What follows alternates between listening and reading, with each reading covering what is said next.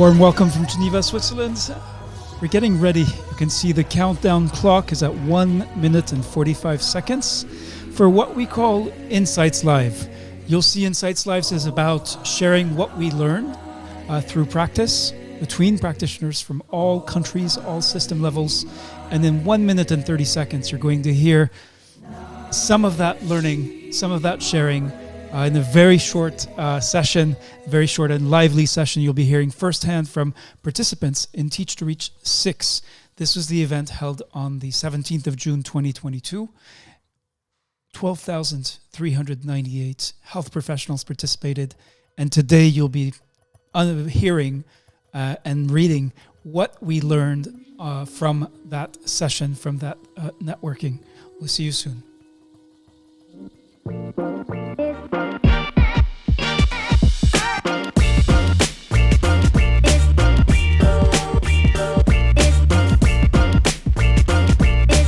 All right, 45 seconds before we kick off this edition of Insights Live.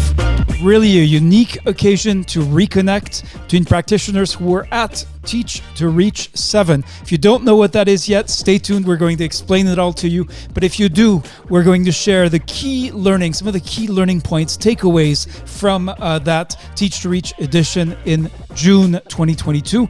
91 days later, what have we learned? What has changed? How are people using what they learned? That is what we'll be exploring together in just under 15 seconds. See you there.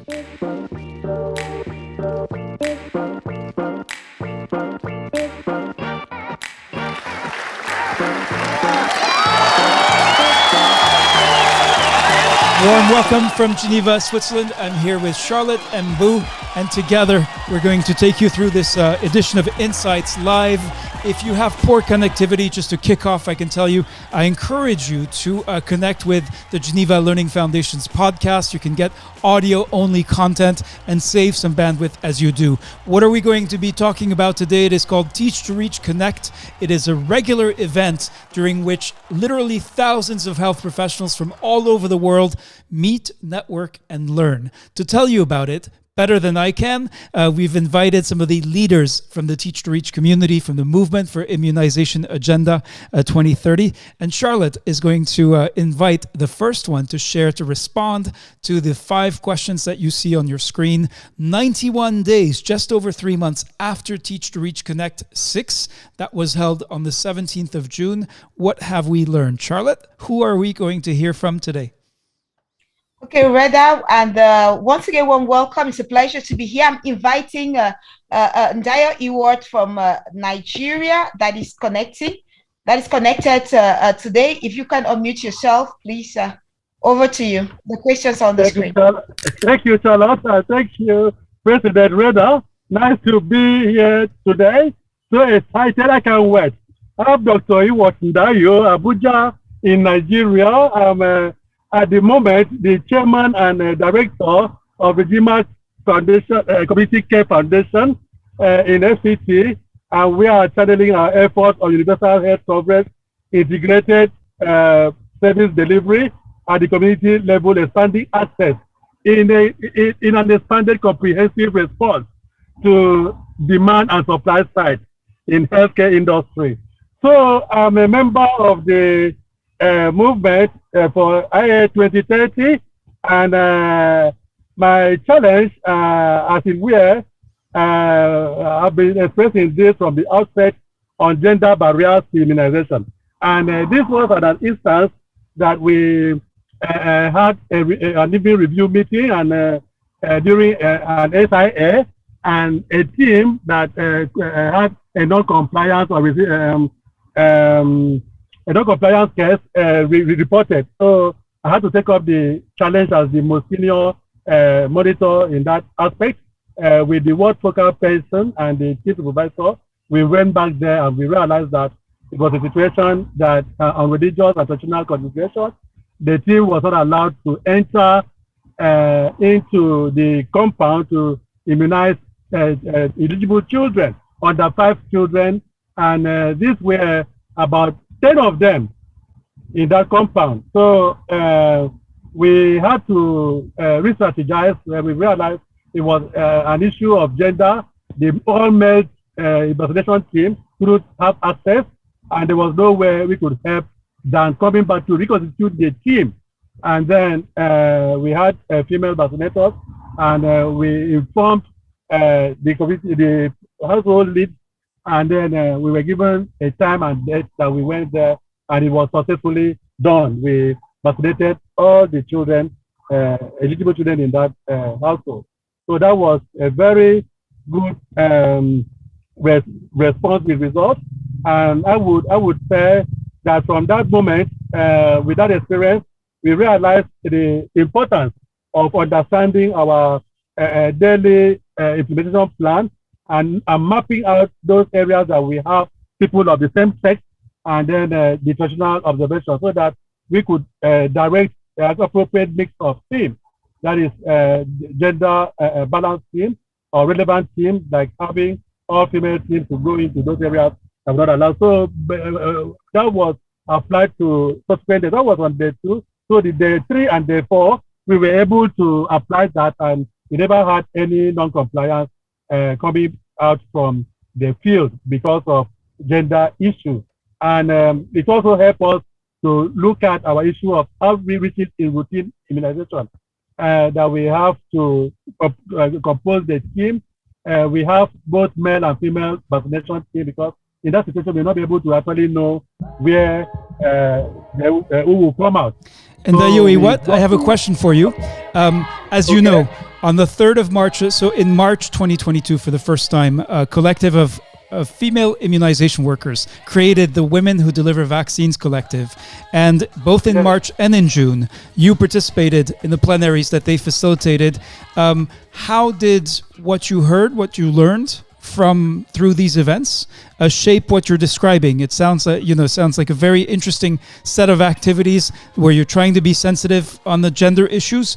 How did these events at Teach to Reach, what you learned from Teach to Reach, help you with this challenge? Absolutely. It was not only helping me alone, but my team. It became an institution learning process that we had to realize that every other manager had to adopt this system to ensure that we address or we forestall non-compliance to vaccines because of gender issues. Understood. And if you had not participated in these successive Teach to Reach events, and in particular those organized by the Women Who Deliver Vaccines Collective, what would you have done differently? Okay, absolutely. It wouldn't be on the front row now. We will be addressing the issues as they arrive. But now we have made it as an issue that we have to look at that and make it an issue that everyone has to key to that. And it is working for us. It's working for the various kids. So if I did not attend these sessions, I would have still been in the dark, continuing as with business as usual, and not expanding access as we are looking at now, not to leave any child behind. Thank you, Dr. Iwat Ndayo, one of the thousands of leaders in the immunization agenda 2030 movement. As you know, on the 7th of March, over 6,000 health professionals from over 100 countries, many countries committed to contribute to a global movement for immunization agenda 2030. On that in that same week, that was also the week in which a group of 139 women from 49 countries came together to create the Women Who Deliver Vaccines Collective. 2 months later, in May 2022, something remarkable happened.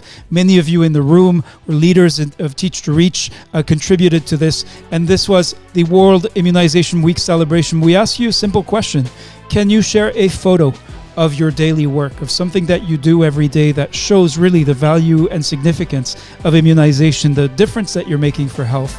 And if you have not seen this yet, I strongly encourage you to go check out the photo exhibition, the first Immunization Agenda 2030 photo exhibition. Let me give you quick glimpse, here is, you just need to find the Geneva Learning Foundation's Instagram account, and you can find the 1,000 photos that you submitted, documenting the stories of your everyday work and helping us learn and understand better together how immunization works in practice. Now, as you know, on Teach to Reach 6, we had 12,398 health professionals registered, split almost evenly between Francophones and Anglophones.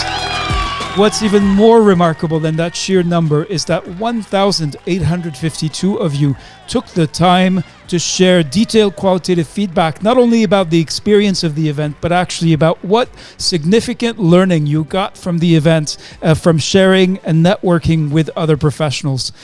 Even further than that, 871 of you also shared a success story, a lesson learned, a challenge that you faced in relation to a key theme of Teach to Reach. And now what we're doing today is sharing the tip of the iceberg, meeting together with leaders from the Teach to Reach community, because we have shared a slide deck with every person who participated in Teach to Reach has now received an insight slide deck with key lessons learned and successes. You can see a little bit of a slide deck here. If you were a Teach to Reach 6 participant, you've received this slide deck and can now use it, review it, to feed your thinking, to nourish your thinking and your action. If you're not a Teach to Reach 6, I urge you to register for Teach to Reach 7. I'll be saying a little bit more about that in a second. Now, altogether, today we're reaching 46,372 people. This is not only about the connection that we make with you at Geneva Learning Foundation, but it is even more importantly about the connections that you make with each other. And as you know, between kicking off on the 7th of March and taking us through the 17th of June, more than 8,000 of you engaged in the activities of the full learning cycle, a continuum of action from knowledge to impact, and really concerned with one key question: what is the future of immunization? In order to explore this question further, during the summer, UNICEF and WHO sounded the alarm about the entering the third year of backsliding of global immunization coverage figures. The acronym is VUNIC. And as a result, or in response to that, we've decided together to set the key challenge for Teach to Reach 7, the next time we come together to meet, network, and learn, to answer this question: how do we build back better to prepare for the next pandemic? And I'm now going to turn to those of you in the room to say how many of you saw these results. You received them through the Teach to Reach and Movement for Immunization Agenda 2030 channels. Many of you have already responded, expressed how this makes you feel as a health professional, that there is this continued backsliding from year to year. It's not the same in every country, but still. And so I'd like you to raise your hand if you are here with us in the studio, if you'd like to share how this makes you feel, to know that despite the hard work that you do every day, there is, instead of progress, we are, in some countries, in some places at least, going backwards, and have lost time and effort as the COVID-19 pandemic fuels the largest continued backslide in vaccinations in 3 decades. I know Emmanuel Moussa is a leader in the Immunization Agenda 2030 community. In fact, his nickname in our studio is Emmanuel IA 2030. Emmanuel, when you received the news of and saw the press release from WHO and UNICEF, how did that make you feel? That will be my first question for you. Is Emmanuel? Yeah. Yeah. Good afternoon or good evening, wherever you are globally in the world. I'm Emmanuel Moussa. I'm here in Kaduna, Nigeria, and one of the leading members of the Geneva Learning Foundation Nigeria movement here, and I've participated severally in all other courses, and I've been so immensely grateful for all the knowledge I have learned started from the Geneva Learning Foundation, and it has never been a regrettable moment for me. I have had so much experience, and then the learning where I've taken it into so many space in life. Now, for the world press and the next pandemic, WHO and UNICEF. Actually, it has been a very great joy to hear that we've been part of those movements, and most especially those priority key areas that they were going to look on, and I'm sure it's actually an exciting thing, because we've tried to team up as a Nigerian team, which you could see. You've seen Dr. Ewart, who has been fronting as one of our co-leaders, and Professor Tabo, who has led. I think she's in the room. She was one of those that led the committee on the rotavirus vaccine new introduction in the country. So this is to tell you that for the Nigerian aspect, we are really prepared, and then we are becoming more of a united group. We've tried to network within ourselves, and then and then we are trying our best, because for the next pandemic, looking at those key team players in various aspects, we'll definitely come out with a program on how to prepare for the next pandemic. We intend doing it based on field of professionalization that we've had, and I'm sure we're going to come out with a very strong team that will be able to either on research purposes, and then on equally the same planning purposes, because we'll be fronting, and then we'll be doing so much globally that I'm sure by the next time we wouldn't be caught off guard.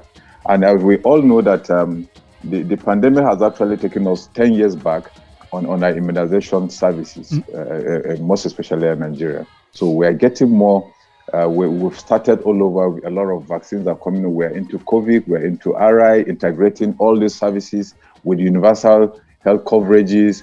And then we're really going well, and we're going more further and further. Thank you, Reda, for this opportunity.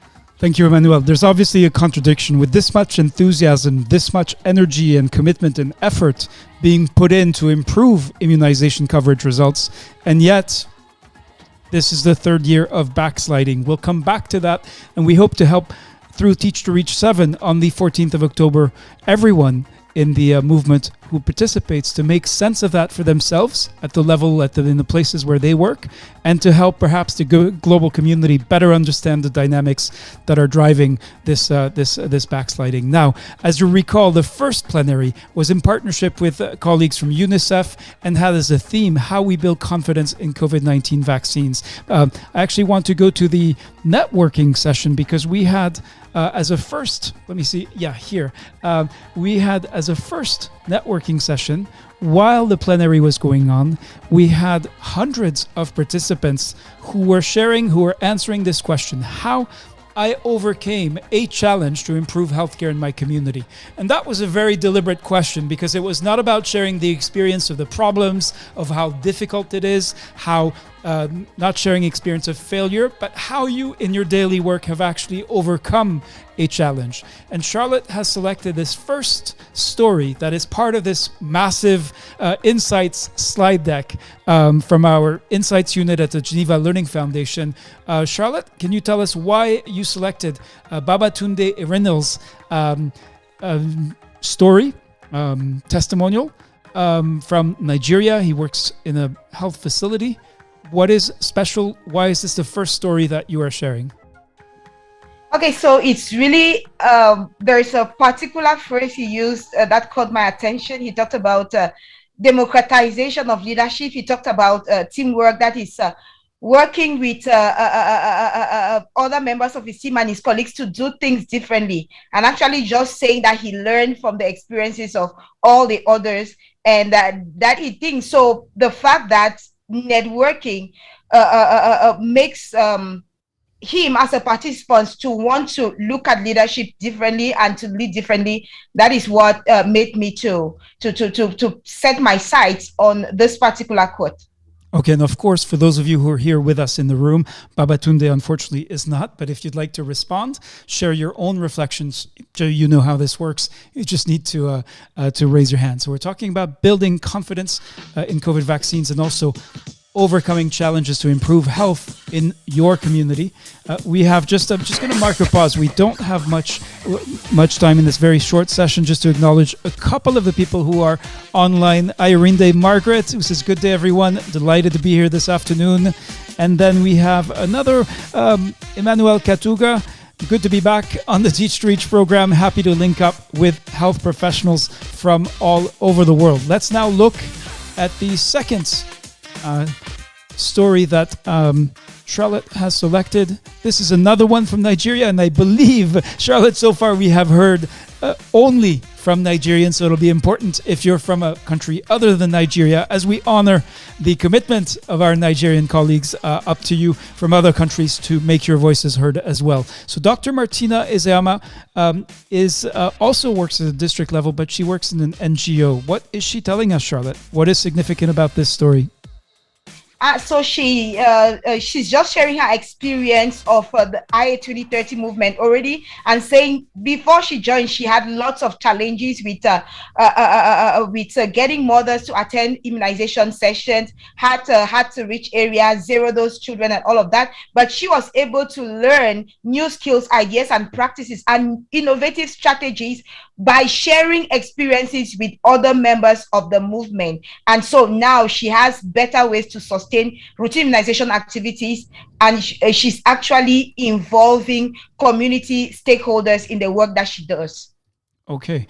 And again, the call to, let's see, so we have Mariama Idris. Would love to hear from you, Mariama. You just heard from Martina. I believe you are also from Nigeria, so maybe this will be a Nigerian special for Insights Live. We're proud of the involvement and presence and commitment of Nigerian scholars and Nigerian Teach to Reach participants. Mariama, over to you. I hope your connection is working well today. I know this has been a challenge in the past. What would you like to share with us today? Hello? Yes, Mariama, go ahead. Hello, good day, good afternoon, good morning. I'm Mariama Idris from Kano State, Nigeria. I'm happy to be here. Over some decades, I've missed everybody. I believe we are fine. Thank you for giving me this golden opportunity to say something about barrier gender. Yes. Yes, I'm happy to tell you, even in Zango ward in Kano State, ever before it's only women that immunized, but now with the help of IA 2030 and awareness, we are able to include men among those that vaccinate, and even the advocacy. It's not left alone to women alone. Even men alone help now to do advocacy, by talking to their fellow men on one-on-one basis on all the house health, who are able to be informed and to see reason for importance of immunization and even COVID-19 inclusive. So I'm happy there's improvement. All our service points, we have men immunizing, advocating to see to the success of COVID-19 and to erase gender barrier among the community. All right. Thank you very much. Thank you, Mariama. Thank you very much indeed. And so, can you give us a specific example of something that you are now doing differently because of something you learned at Teach to Reach Connect? Okay. What we now do, thank you very much, Mr. President. What we now do differently is that we are able to enter into some households, and encourage those women so that they can enlighten some of them, their fellow family members, to see the reason to be immunized and have their COVID-19 vaccine as usual. And ever before, we have been removed out of outreaches before. We don't do outreach. But with the help of this IA 2030, our outreach session has been brought back, and we are able to increase our data coverage. So I'm happy to tell you that as of this month, we have 4% dropout, which is very unusual. We don't normally do it, but now in Zango ward, we go from one place to the other to do our outreaches and services, and women from each household, they are able to comply and And I really thank God for being a member of this IA 2030. Thank you very much. Thank you very much indeed, Mariama. So reminder, if you're just joining along the way, on the 7th of March, over 6,000 health professionals from 110 countries committed to contribute to a global movement. And part of what we're hearing today, if you listen attentively, is not only that people come together to contribute, but they're actually doing it. So now it is time to recognize and to listen as we're trying to do today. So next is still looking at this question, how I overcame a challenge to improve healthcare in my community. And we're going to look at a story from Mfumu Angel Poucheri. Now she talks about connecting with someone from Côte d'Ivoire. So she herself works in a facility in Cameroon. And we are, and here she, through Teach to Reach Connect, connected and chatted with someone from Ivory Coast. Charlotte is going to enlighten us. What can we learn from this story?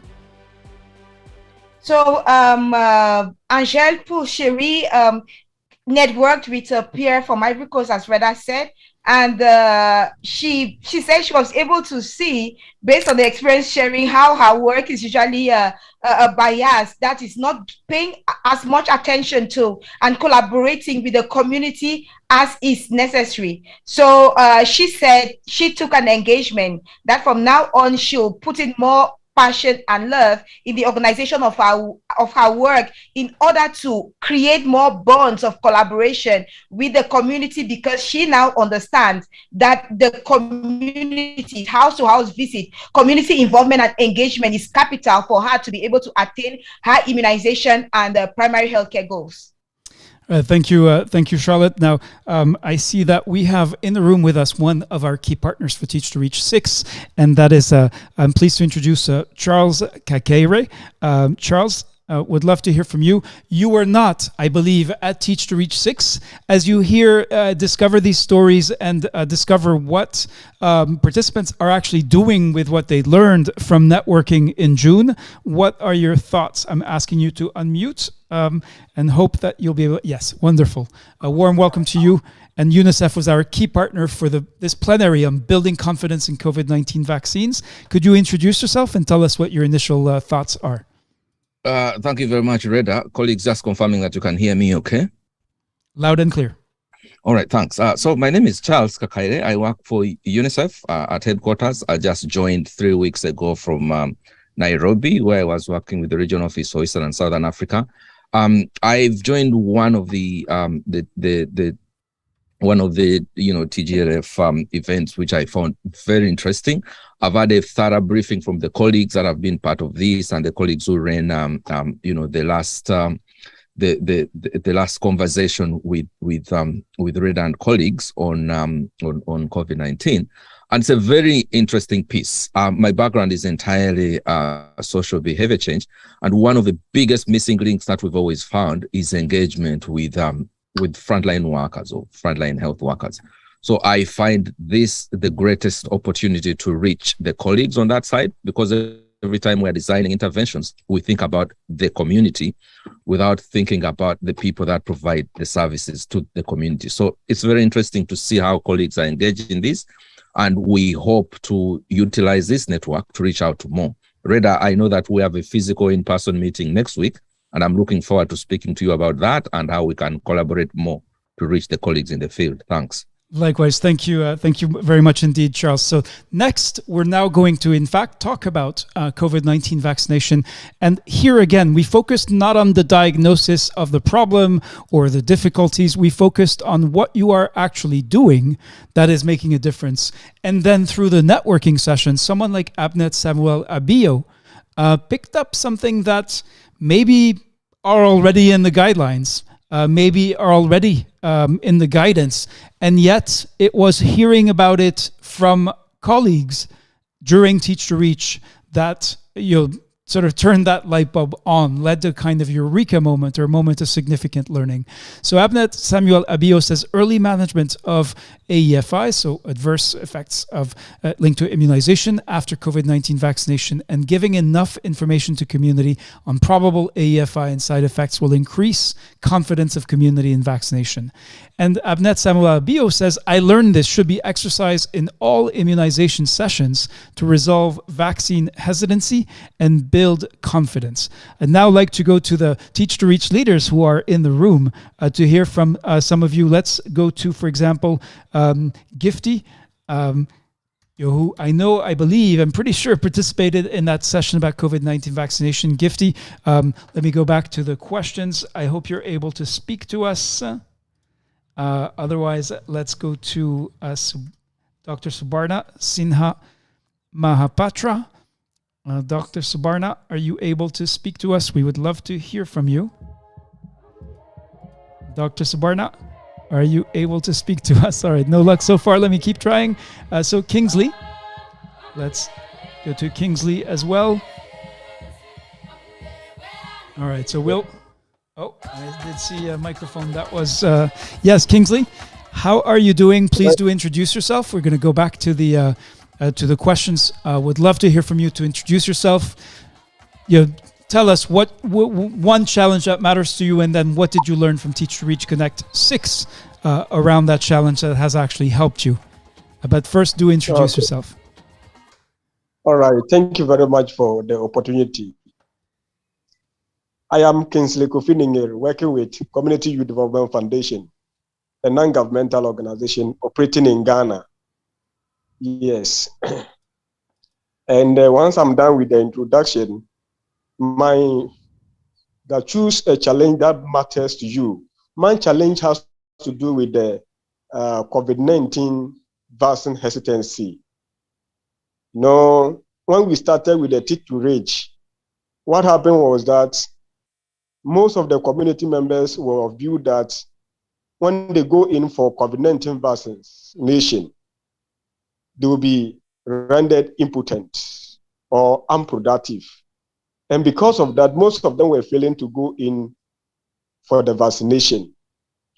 Coupled with that, when the vaccination started, because of the long queue that people were joining before they could be vaccinated, most of them, they were discouraged in going in for the vaccination. So when I got to know of this particular issue, I approached the community, specifically Bedu community, and then I encouraged them, whenever the nurses comes around to do the vaccination, they should allow them to be vaccinated.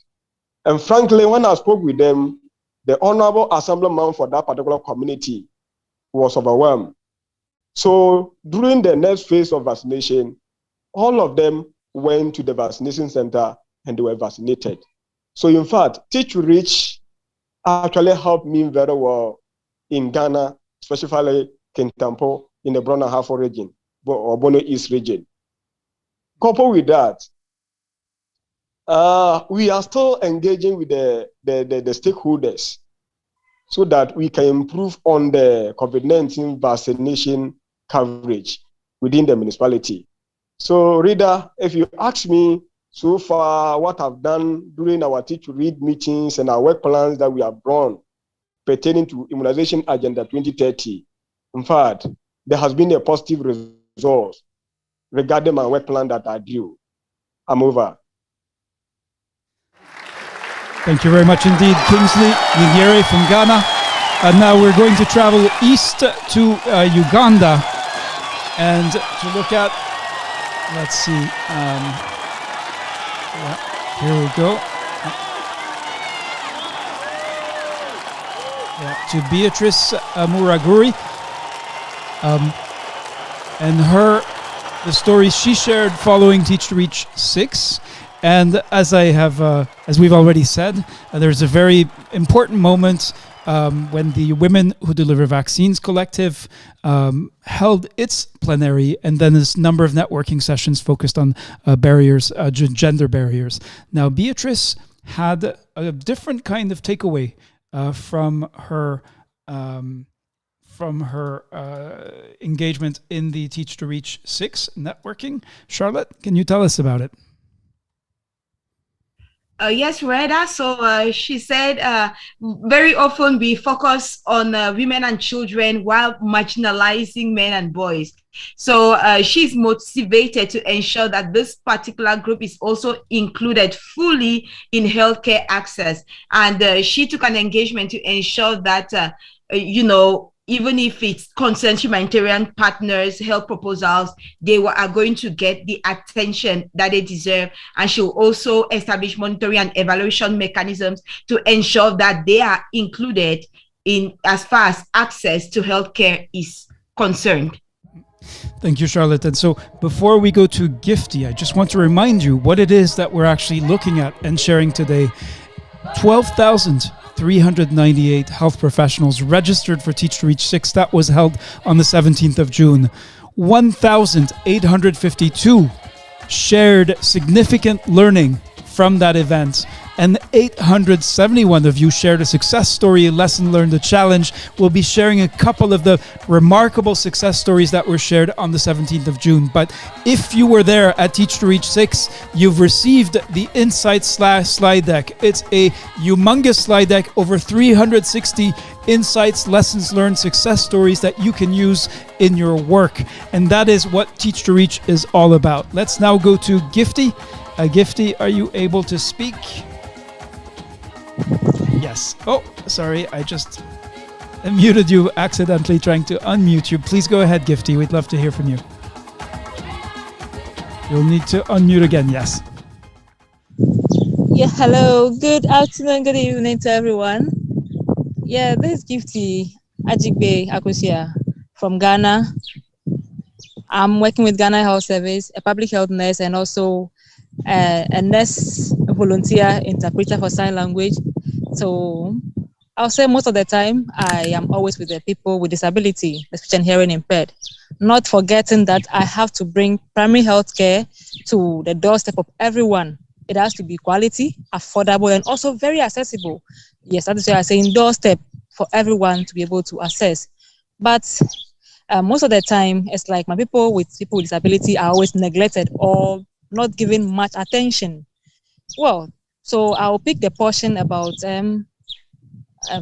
building confidence and COVID-19 vaccination. Yes, Teach to Reach 6 has really helped me a lot. First of all, I think during that time, I always complain about that I'm not giving much attention. I'm not being recognized even by my own district. It's as if I am doing something of my own personal interest, like looking for people with disability and then helping them out with the COVID-19. But when I happened to join the Teach to Reach, I realized that people were sharing a lot of experiences, and I have really benefited. I was bold and I was able to draw my action plan. And in one of my action plans, I listed that I was going to meet or liaise with an NGO, that is Genital Foundation. And then I was also going to meet the director myself for the district. I was going to meet him one-on-one, which also was also successful. And then we came to agreement that I was going to meet the people who were responsible for social mobilization in my district. So we had a meeting, including the COVID-19, disease control officers, like all people who were involved in the vaccination team. So we had a meeting and we came to agreement that what I'm actually doing is the best, and then they should give me more helping hands. So how are you going to do it? So we came to agreement that anytime they have any program that we are going out, if there's any NID or no NID, but I say I'm going out to mobilize people with disability, the speech and hearing impaired, they can also go with me to see for themselves. So the first time when we had a meeting, we invited the chairman for the disability to also come around. And when they saw me interpreting and then explain everything to them, they were shocked. They were like, oh, really? So I could actually help people like that, and they were not even aware. And I said, yes, I do tell them, but then maybe they didn't believe it. And looking at the number of people that were actually speech and hearing impaired, in fact, my boss was even surprised that we have about 45 people in the district.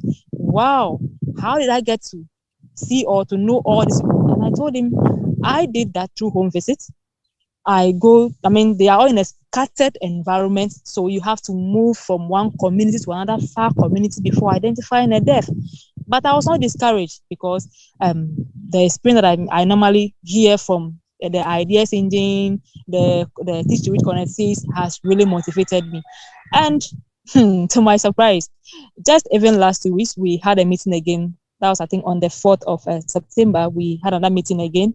And I went out to meet the group again. And those who were actually afraid of the vaccine, upon all that we said, but they were still scared, to my surprise, they also came out. 4 of them were bold. They came with their Ghana cards, and then I gave them the vaccine. And then I have to put their pictures on our page in the distance. People were like, oh, wow. It was just so heartwarming. Yes, it was so heartwarming. So I would say I've really learned a lot from Teach to Reach, and I'm hoping to just get more of such, because, in fact, it is going on well. And I would say that my next agenda, or what I'm hoping to hear or to do, is that with the help of Teach to Reach, I'm hoping that a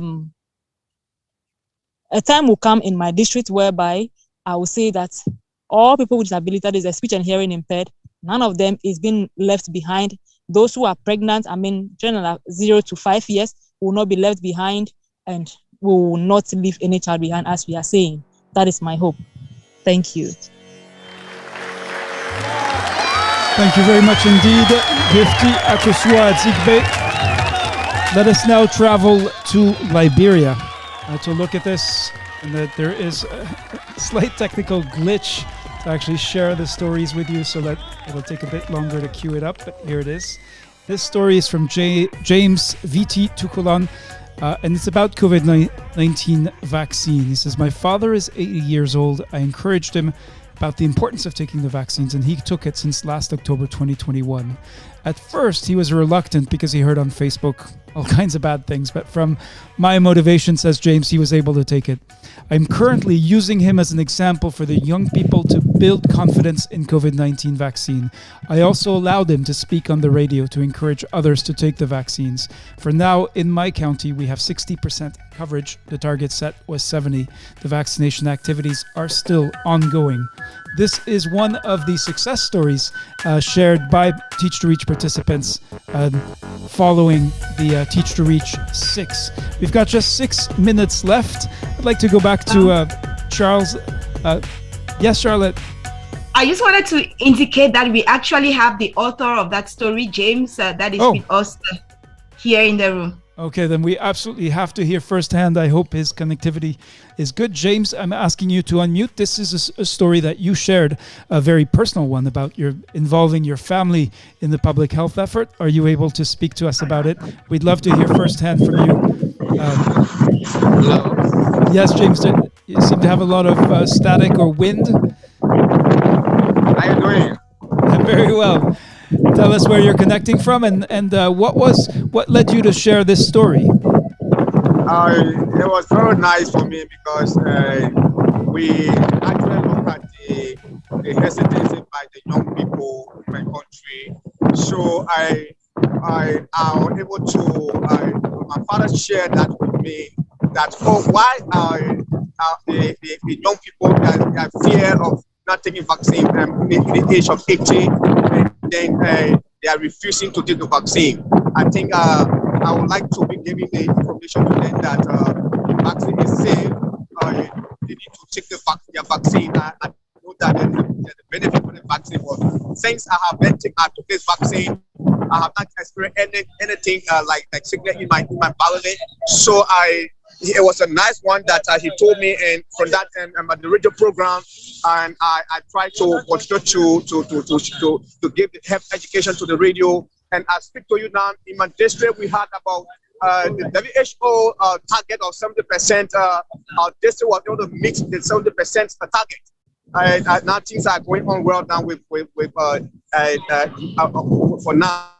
And then we are already decided to do the school just opening to make sure that the schools, all of the school teachers, principals, we are trying to set up a meeting for them now to see that in this coming school year, to start with the vaccine, children 5 to to 11 years. So, unfortunately, James, we're not getting you completely because there's a lot. You must be in a place where there's a lot of wind. But thank you so much for unmuting and sharing. We got the gist of it. That activities with youth that you're doing are continuing to reach, if I understood correctly, school children and many other of the other things that you're doing in Liberia. Thank you again for sharing that success story. Now we have just 3 minutes left. I'd like to go back to Charles Kakaire from UNICEF. Kakaire. He's going to correct the pronunciation of his name, I hope.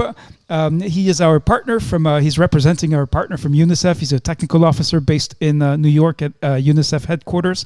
Charles, we've heard just a smattering, the tip of the iceberg of the many stories that were shared during and following Teach to Reach, of the significant learning that people at different levels of the health system across many different countries have shared. What would you like to say to them? Sitting where you are in New York, what does it mean for you to be listening to these stories? Thank you very much, Reda. I believe I said this already, but I mean, we're listening to people on the front line. If we're talking about a war zone or a war situation, I would say we are speaking with people on the front line, people who understand the issues going on in the community, and there's no better way for us to be able to reach out, to the folks who we want to, than reaching through the people who are closest to them. So again, as I said, Reda, I do look forward to our upcoming collaboration, and through that collaboration, we'll be able to reach and engage more of our frontline colleagues. And I look forward to us learning from each other and seeing how better we can improve whatever it is that we're doing with the communities. Thank you very much. Wonderful. Thank you very much indeed. Now, we could not complete this meeting without hearing from Daniel Kwesi. So he is one of the leaders and often spoke during the weekly assemblies, often shared his feedback, shared his enthusiasm, and infused the movement with a lot of energy. Daniel Kwesi, you are also from Ghana. So today we're definitely not respecting our own rules for fairness on speaking in the IA 2030 movement. Nevertheless, yes, we would love to hear from you. All right. Thank you very much, Reda and the team. I'm so excited that we've come together once again. I believe for me, what I want to say is to encourage as many new ones who have joined the movement that there is so much package for us that could help them in their various communities, regions, countries they work. So they should just commit themselves to all the activities that will be undertaken, and they should try and join the Teach to Reach 7. But one good thing that I want to say that is happening in Ghana, though it wasn't part of my action plan or anything, but for the virtue that I'm part of a national team that developed a particular software for logistic management in the country, and also being part of the same project as a national facilitator, we have gone ahead and started training all district EPI coordinators and disease control officers. We have started training them on that software in order to manage their logistics effectively. And that is a good news for us. So all the expanded program immunization, including all the new vaccines that are there, are going to be on a platform which is part of the Ghana Integrated Logistics Management Information System, in a short form called GILMIS. Though the country has started doing training for about 3 years ago for all cadre of staff, from the teaching hospitals to the regional hospitals, polyclinics, and district hospitals, as well as health centers, including CHIPS compound and other clinics. We zoomed in about 3 weeks ago, starting the training for the EPI coordinators and the disease control officers to be able to manage their logistics very well. And I think that this is also going to be part to help in our immunization delivery, because if stocks are not available, they are not managed well, it's going to be a problem. People will be ready for immunization, but where will be the stocks for the immunization of these ones? So for me, this is a little I want to say, and I want to say thank you to everybody. Thank you. Thank you. Thank you very much indeed. I see more hands raised in our studio. Unfortunately, we are out of time, but thank you. A reminder of what you heard was the tip of the iceberg. 12,398 country-based national and subnational health practitioners came together in June. 91 days later, we're taking stock, and from the 1,852 moments of significant learning that you shared, from the 871 success stories, lessons learned, and challenges, our Insights unit at the Geneva Learning Foundation has prepared a slide deck. It's humongous. It's over 300 slides, and it really contains key lessons learned and successes. We encourage you, if you were a participant in Teach to Reach, you have received the slide deck. If you weren't, you can register now simply by going to the Geneva Learning Foundation's website. That's learning.foundation/Teach to Reach. Simply click on request your invitation, put in your details. I'll put in mine, make sure that to make sure that I get my invitation. Let me see here. Yep. And click on the red button, request your invitation. That's how simple it is to make sure that you can benefit from the incredible learning, sharing that have happened in Teach to Reach. The other thing is to get ready for the 14th of October, but also if you have not yet seen the first Immunization Agenda 2030 photo exhibit, I also encourage you to go and look now. It's on Instagram. You simply just search for the Geneva Learning Foundation.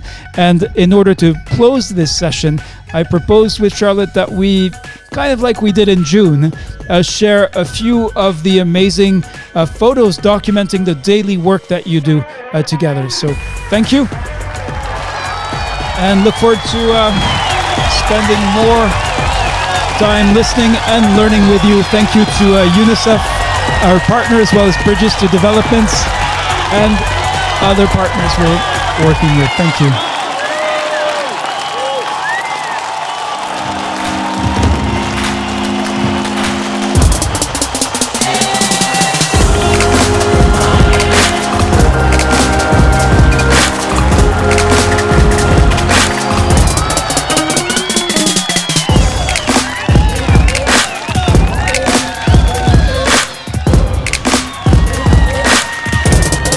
We asked you a simple question right before World Immunization Week. Can you send us a picture showing your daily work, showing what you do and how you do it? And over 1,000 of you responded by sharing photos. And this is what you'll find in the first, what we called the first Immunization Agenda 2030 photo exhibit. Take the time, of course, if you enjoy, if you find the pictures, if they mean something to you, let the author know, let Dr. Syed Anwar Hussein Shah know that you appreciated this picture. Let Olatunde Ojeinde know, just takes a like.